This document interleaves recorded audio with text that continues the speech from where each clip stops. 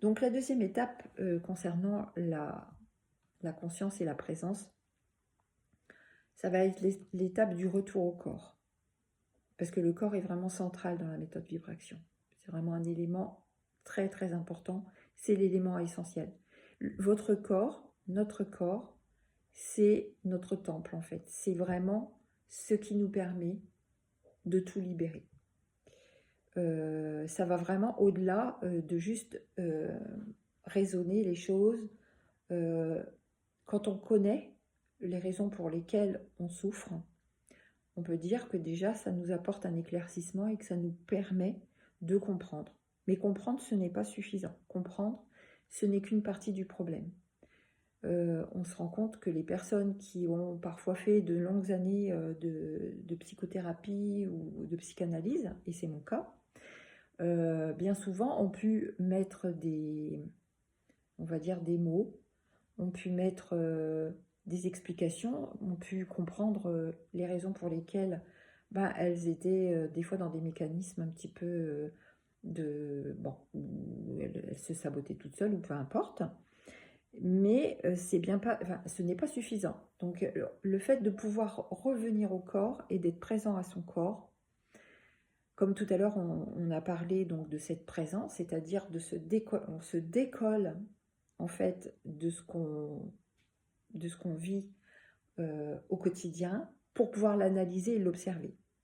Et on observe ce qui se passe à ce moment-là dans le corps. Donc là intervient la puissance du corps. Le praticien va accompagner, la praticienne ou le praticien vont accompagner la personne dans ses ressentis.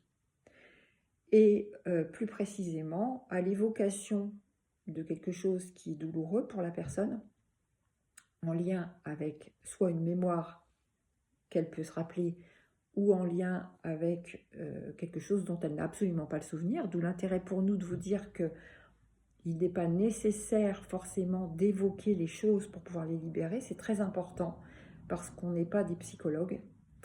Mais par contre, ça peut être l'évocation d'un événement dans la vie, hein, ou quelque chose qui vous a vraiment travaillé. Eh bien, à l'évocation de ça, on va aller observer ce qui se passe dans le corps. Et on va inviter la personne à se concentrer, c'est-à-dire qu'elle va vraiment décrocher cette conscience et cette présence qu'elle a et regarder ce qui se passe dans son corps à ce moment-là.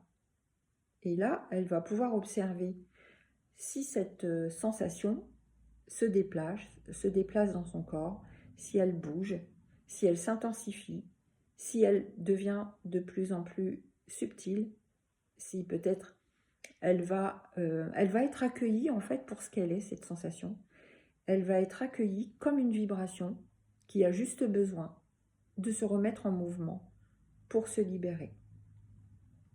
L'importance du praticien, c'est que parfois la personne peut être débordée à l'évocation de quelque chose qui justement vient la chercher profondément en elle en fait. Et par exemple, si on prend l'exemple de quelqu'un qui est traumatisé par un souvenir, peut-être qu'à l'évocation de ce souvenir, il va y avoir des tremblements, il va y avoir des pleurs, il va y avoir des cris. Mais en fait, le but, c'est vraiment que la personne laisse complètement cette sensation se vivre et qu'elle ne soit pas dans le jugement de ce qui se passe à l'intérieur d'elle-même. Voilà. Donc, j'espère que c'est clair pour vous. Après, on apprend à le faire soi-même, pour soi-même et sur soi-même.